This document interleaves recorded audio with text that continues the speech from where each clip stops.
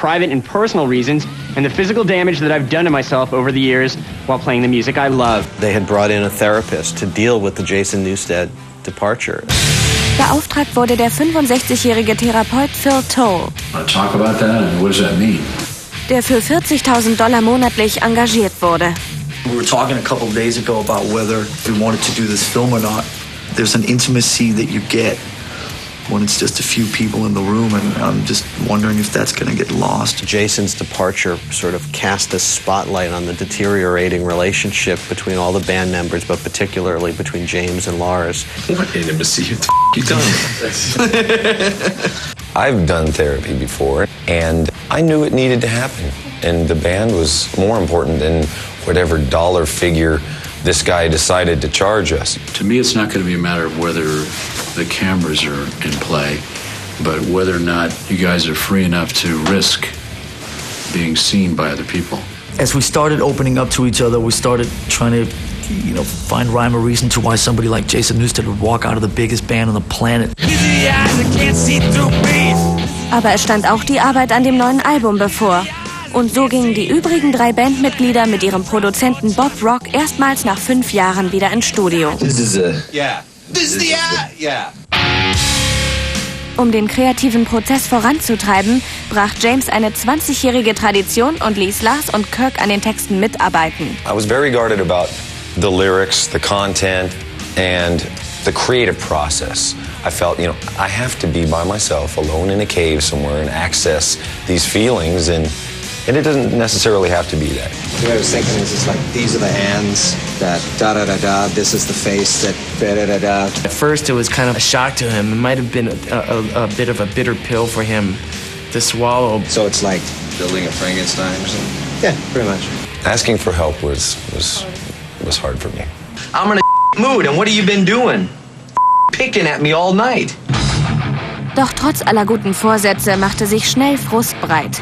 You're just sitting here being a complete. Dieser Frust gipfelte in einer unerwarteten Wendung der Ereignisse. Come on, guys. We have better things to do. After he slammed that door, we didn't see him till a couple days later, and that's when he met up with the rest of us and told us that, he's going off to rehab.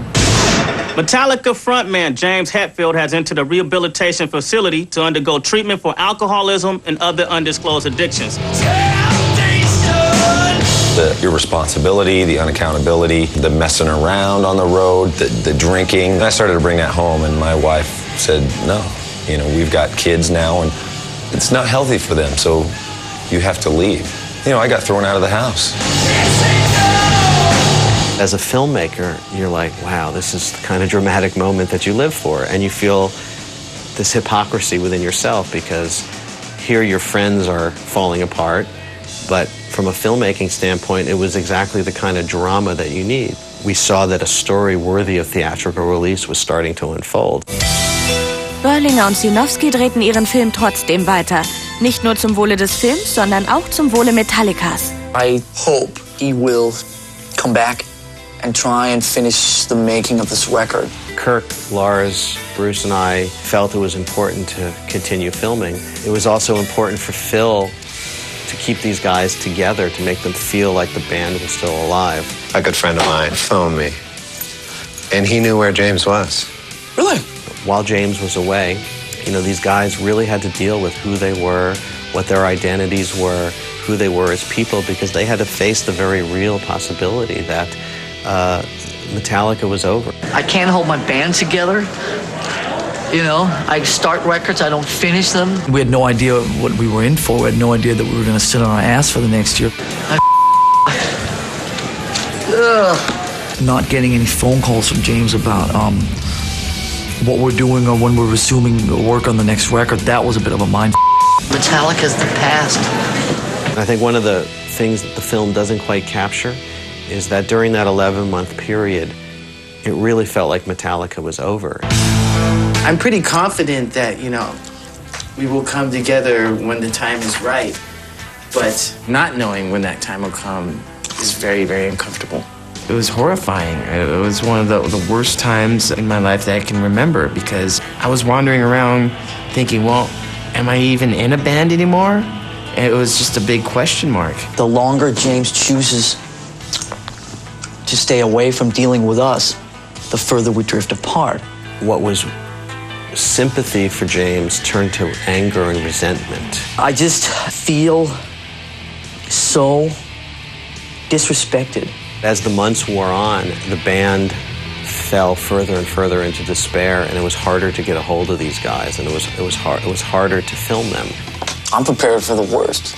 We felt like, well, gee, maybe James is never coming back, and maybe we're documenting, you know, the demise of this band.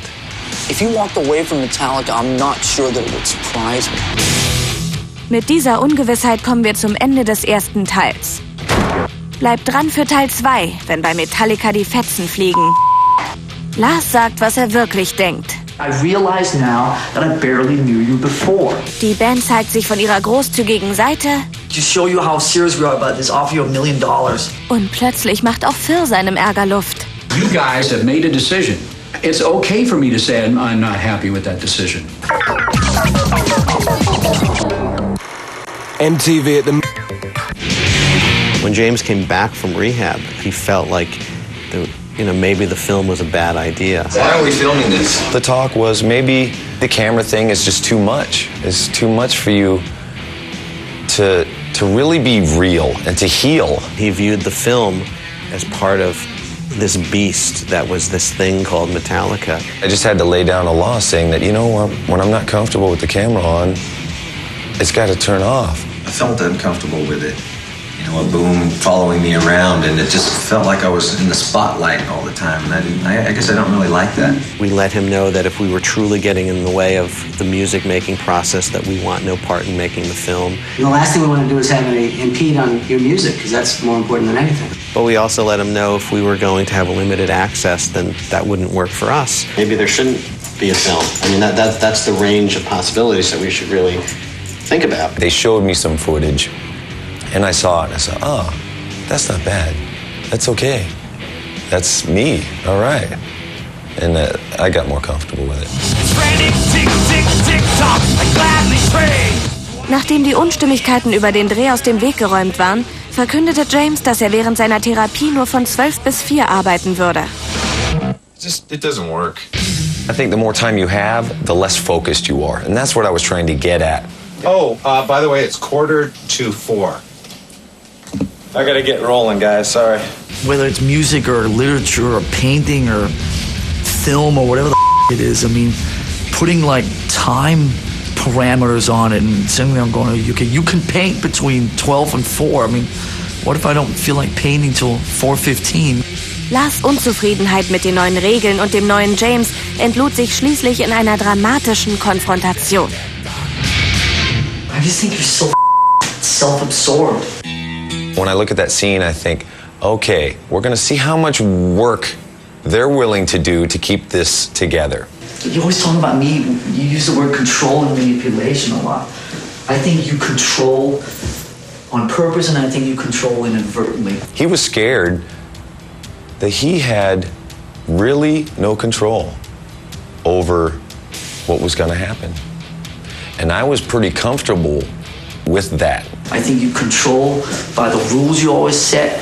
I think you control by how you always judge people. I think you control by your absence. It just got to the point where a lot of things had just been stored up in me, and I guess it came out that day. I don't understand who you are. I don't understand the program. I don't understand all this stuff. Of course, it feels liberating to tell people what's really on your mind. I realize now that I barely knew you before. That was probably one of the most honest moments between those two that it happened in years, maybe decades. And all these rules and all this man, this is a rock and roll band. We were very concerned that James was going to get up and clock him, in the face. I don't want to end up like Jason, okay? I don't want to be pushed away. That was a difficult scene to edit because any moment that you dipped into was this incredible rage and anger that had been building. And James said if it was anybody other than Lars, he would have decked them. That was a fine afternoon. The one thing the movie doesn't show, which is that, 2 hours after that, we were making music together, playing together. Bald war also die alte Harmonie wiederhergestellt und es herrschte eine kreative Stimmung in der Band. You're definitely wearing your heart on your sleeve on that song. Getting into the room and, whoa, hey, that is a good idea. Agreeing with something and then taking it somewhere else. There's almost nothing there that can't be turned into something better than it is, or something that could probably get pretty close to being something on a Metallica record. It's like we're actually a team. We're actually bouncing ideas off of each other. Well, when I hear Lars talk about we can whip anything into decent shape, I agree. That makes sense. Yeah. We started loosening up with each other, started being able to talk to each other, respecting each other, rediscovering each other. Um einen Neuanfang zu markieren, entschied sich Lars schweren Herzens, einige Stücke seiner geliebten millionenschweren Kunstsammlung zu verkaufen. Wow. When I decided to sell some of these paintings, there was a fairly large amount of money that came back in. 1 million. 2 million. Everybody in Lars's life, his bandmates, his wife, the managers, they all pleaded with him to lose that scene. 100,000, 300,000. I had problems with that being in the film. It's like, well, Metallica's got so much flack for money this, money that. 200,000. 600. Can we get more cocktails? To edit that out of the film, to me, would just be the audience. I mean, what's that about? 4, 5, 4 million, 8, 7, 20. The scene is not just about the wealth of Metallica. Lars was giving up his home and giving up his artwork of the time where he was a single person. For you, sir, $260,000. He was now committing himself to being a husband and a father, and he needed to let go of those possessions and move on. And selling at $5 million. Mittlerweile waren die Aufnahmen für das neue Album abgeschlossen. We have it. Und eine Welttournee sollte folgen. Aber man brauchte einen neuen Bassisten. Yeah! Robert Trujillo war überglücklich, aber machte sich keine Illusionen über die schwere Aufgabe. To come into a situation with that much history in the bass department, is pretty overwhelming. Rob has an incredible, easy way around the instrument and an incredible ear. For me, it was a vibe thing. It was like we really connected musically. He sounded great. He took our sound to the next level.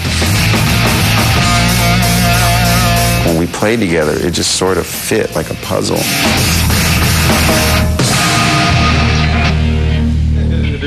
It's a pretty mighty bass sound you got going there. The biggest thing was, besides his ability, his ease with life. You make us play better, man. After everything that we've been through, we just needed somebody with that kind of almost spiritual calmness to him. How do you feel about that, man? Oh, I feel awesome, man. You're the chosen one. Right now. Very honest and very dependable. And that's what we needed in Metallica. Und keiner konnte der Band vorwerfen, nicht großzügig zu sein. To show you how serious we are about this, offer you $1 million to join our band right now. It wasn't like, hello, come and get it. It wasn't like this carrot at all. Here's money up front to get you kicked in and inspired, and this is what life can hold for me with my new family. Hopefully that comes across in the film. If not, then watch me say it now. I can't really talk right now. Durch ihr Glück bei der Suche nach einem Bassisten und ihr neues Unabhängigkeitsgefühl gestärkt, beschloss die Band, die Therapiesitzungen mit Phil abzubrechen. To me, the work isn't over. We learned so much from him. But then there was a time that we wanted to fly on our own, and then his issues came in, his abandonment or whatever, and it was tough for him to let go. He's human too. I'd like us to honor what we had, and if you want to be away from, on your own or something for the couple months that send back in June, then let's do it. He allowed himself to become emotionally attached to these guys. I felt very vulnerable and needed guidance, and Phil was there. And I think there was a part of him that took a bit of advantage of that vulnerability. There's that element of trust that just kind of floats with me, and I'm really sorry about that. If the client, either James or us, says, then I really think that needs to be respected. Even though Lars had more of a soft spot for Phil in standing up to Phil and protecting James, he was demonstrating to James that they are a unit again. I think it's a conflict of interest that you tell him that he needs you around more. It was a very important moment in the history of the band coming back together, newly healed. Nachdem der Bruch gerade so vermieden werden konnte, war die Stimmung bei Metallica auf dem Höhepunkt. Und um diese prägende Erfahrung zu feiern, kehrte die Band euphorisch auf die Bühne zurück. When I was following James on stage in that final moment, it almost felt like he was taking the stage for the first time as a clean and sober guy, and I just felt all this pride for him. He was willing to confront and deal with his issues and still want to go out there and play his heart out. In my darkest moments, I thought we would never, ever come to this point.